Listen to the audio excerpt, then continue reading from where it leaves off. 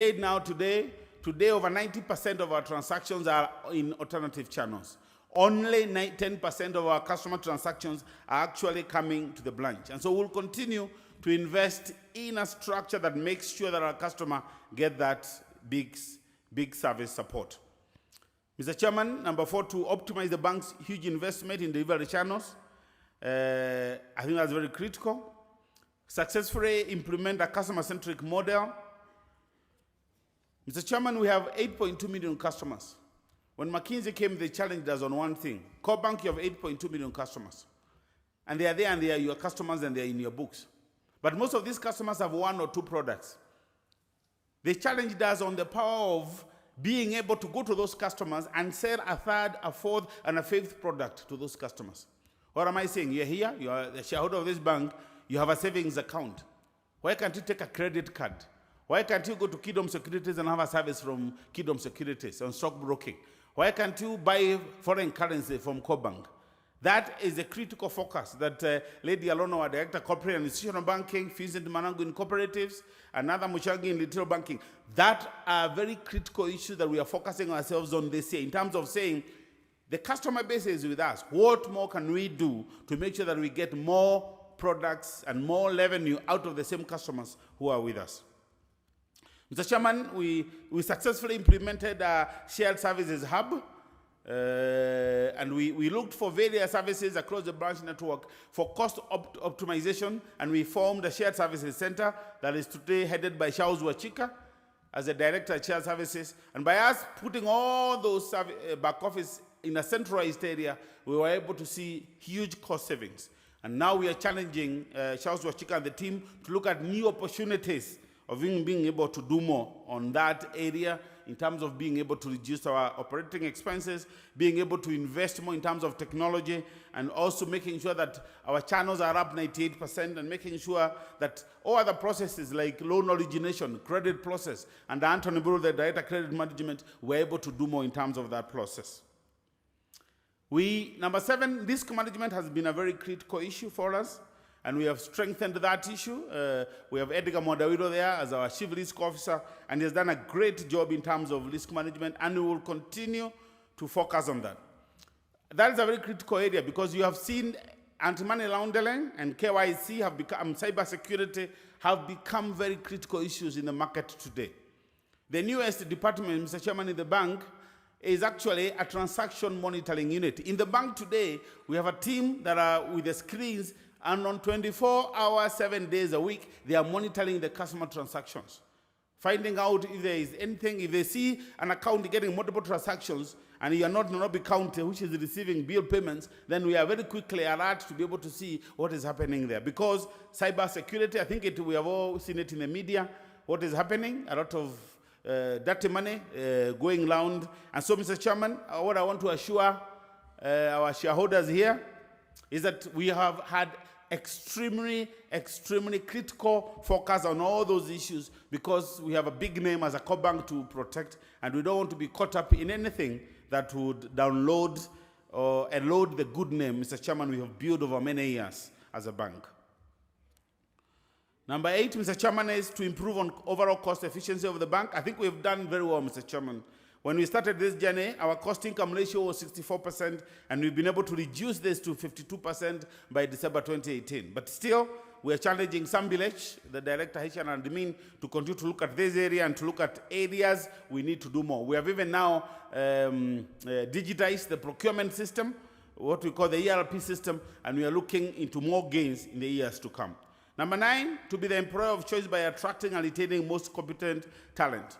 Mr. Chairman, that's the biggest, our biggest gift, Mr. Chairman, is having a board like yours and having the staff that we have, who are committed to doing a good job. And so, Mr. Chairman, the bank, you through your board, we have implemented a performance-based reward structure. And every year, based on the performance of the bank, you're able to go back to the staff and tell them, because you did well, you'll also get a bonus, you'll also get a salary increase. And if you don't do well, you will not get it.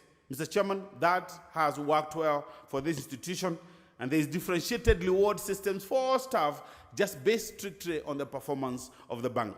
And that's why the staff have gone out of their way to even do better every year, because they know when we hit 20 billion, now they know They have been given a target of 20 billion by the board of directors. They know if we hit that 20 billion, the board will approve something for us in appreciation of that extra effort. And so we have implemented that performance improvement culture, that if a member of staff is not doing their bit, the bank does not struggle to tell you, you are not doing your bit. We give you notice. If you don't contribute your share of profits, we'll give you notice. And we will not, we don't struggle to release you from the institution if you're not doing your bit. We have also implemented on issues of data analytics, the issues of reporting within the group. A lot of things has been done in that area. We are also focusing on the sourcing strategy in terms of the bigger procurement. We are also continue, Mr. Chairman, to focus on that, on regional expansion. And the universal banking, like I said, we have gone on into the leasing business with Super Group of South Africa. And we are still reviewing opportunities for growth out there. Our focus area, Mr. Chairman, remains now Ethiopia. Ethiopia is a big market with a population of over 80 million people. We have received, we have sent we have talked with, we are talking with various people in Ethiopia. We had a meeting with Oromia Cooperative Bank. We had a delegation from another bank come to visit us. And Mr. Chairman, once the Ethiopian government opens up opportunity there, I think it's the first place of call that the board thinks is the first place we may want to go there. Ideally, again, we would want to go by over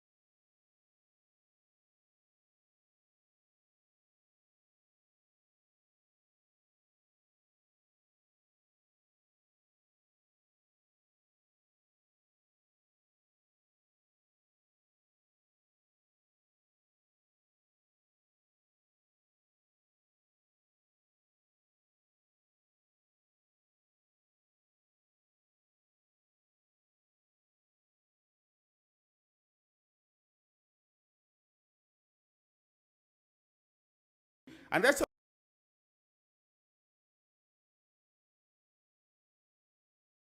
of 1 shilling per share. I still remember our first AGM then it was at Kasalani, and this one shareholder, because we had come out of where we had come from, was saying, what do we need to do? I think that then we paid 10 cents per share when we were starting this journey. It's commendable that from the 10 cents per share we had then, we have gone to a whole 1 shilling per share. This is particularly incredible because for the cooperative movement that invested a shilling per share, it is a shilling for shilling. That for the 1 shilling they invested in the bank, when they started the bank, they are now able to get a return of 1 shilling for that same shilling. Number 2, to be the leading provider of financial